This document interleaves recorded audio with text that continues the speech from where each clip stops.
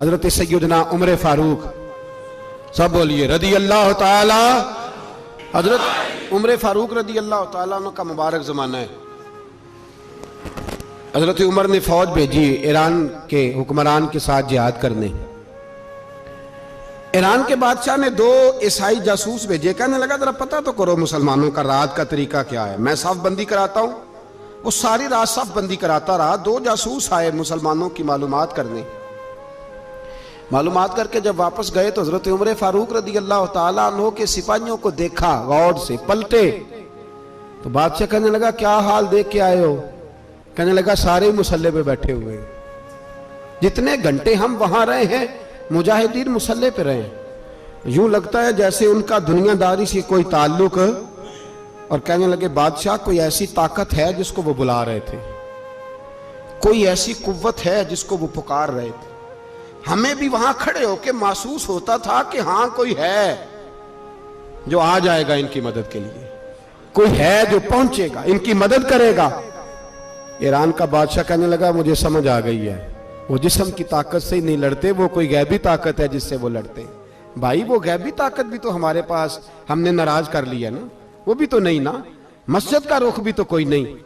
اور میں نے پچھلے جمعے بھی کہا تھا، پھر کہتا ہوں، وہن ہو گیا امت کو۔ نبی پاک نے فرمایا امت کو وہ کیا ہے، دنیا سے محبت ہو گئی ہے، موت سے کراہت ہو گئی ہے، وہن ہے۔ صحابہ کرام کو موت سے بڑا پیار تھا، موت سے بڑی محبت کر، ہماری طرح نہیں، وہ کہتے تھے مریں گے تو منو مٹی، تو وہاں ٹھیک ہے عذاب قبر حق ہے، لیکن میں کہا کرتا ہوں سالوں کے بعد جو پردیس سے ماں کے پاس آئے، ماں اسے عذاب نہیں دیتی، اس کا ماتھا چوما کرتی ہے۔ اور بھائی جو رب کریم کی بارگاہ میں جائے گا تیرا کیا خیال ہے، گل سڑ جائے گا؟ مدینے والے حبیب نے فرمایا قبر المومن روضۃ من ریاض الجنہ، فرمایا میرا مومن جب قبر میں جاتا ہے تو اللہ جنت کے سارے دروازے کھول دیتا ہے، وہ تو اللہ کی رحمت میں پہنچتا ہے۔ کون کہتا ہے مومن مر گئے، وہ تو قید سے چھوٹے اپنے گھر گئے۔ کون کہتا ہے قبر میں عذاب ہے تو صرف عذاب ہی ہے، ہاں مجرم کو سزا ملے گی، لیکن مومن ہمیشہ جہنم میں، وہ بالآخر جنت میں جائے گا، بالآخر جنت میں جائے گا۔ اور کسی درویش نے بات کی، وہ کر کے چلے گئے، بر کمال ہی کر گئے، کہنے لگے دوزخ میں میں تو کیا، میرا سایہ نہ جائے گا، کیونکہ رسول پاک سے دیکھا نہ جائے گا۔ نبی پاک سید عالم علیہ السلام کے غلام تو دیکھو نا، ساری زندگی عمر فاروق، بخاری پڑھو تو صحیح، ساری زندگی عمر ہر نماز کے بعد کہتے تھے اللہم ارزقنا شہادت فی سبیلک، اللہ بسترے پہ موت نہ دینا، موت مجھے شہادت کی دینا۔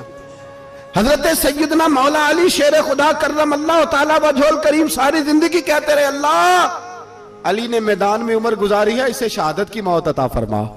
او بھائی یہ تو شہادتیں مانگنے والے۔ حضرت امام حسین میدان کربلا میں کھڑے تھے، شمر کہنے لگا حسین تیری چاروں جانب موت ہے، تو آپ فرمانے لگے تجھے ابھی ہمارا پتہ ہی نہیں، موت سے تو ہمارا پیار چلتا ہے۔ اور فرمایا یہ شہادت تو ہمارا پیچھا کرتی ہے، پہنچ جاتی ہے جہاں ہم ہوتے ہیں، موت سے ڈر آ رہا ہے۔ مسلمان کا مرنے کو دل نہیں کرتا، ورنہ وہ اتنی بڑی کوٹھی میں کون رہے گا؟ مرنے کو دل اس لیے نہیں کرتا کہ وہ جو 6 کروڑ 10 کروڑ ڈالر لوٹ کے رکھے ہیں، مر گئے تو کھائے گا کون؟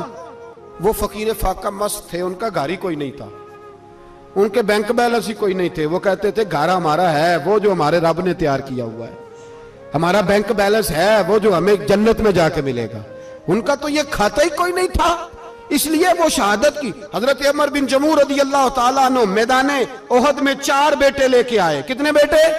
بول کے بتائے، 4 بیٹے لے کے عمر بن جموع آئے، اور خود ایک ٹانگ سے لنگڑے سے آپ بھی ہیں، ٹانگ چھوٹی ہے، حضور کے سامنے کھڑے ہوئے کہا محبوبہ میرے 4 ہی تھے، میں 4 ہی لے آیا ہوں، قبول کر لے۔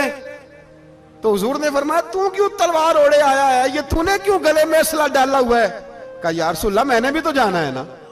تو حضور نے فرمایا 4 بیٹے جو ہیں، تو حضرت عمر بن جموع نے بات کی، صحابہ کہتے ہیں ہم لبوں سے مسکرا رہے تھے، آنکھوں سے رو رہے تھے، کیا عجیب انداز ہے۔ حضور نے فرمایا عمر 4 بیٹے جو آ گئے تو رہنے دے۔ تو حضرت عمر رو پڑے، کہنے لگے محبوبہ کیا لنگڑے جنت میں نہیں جائے؟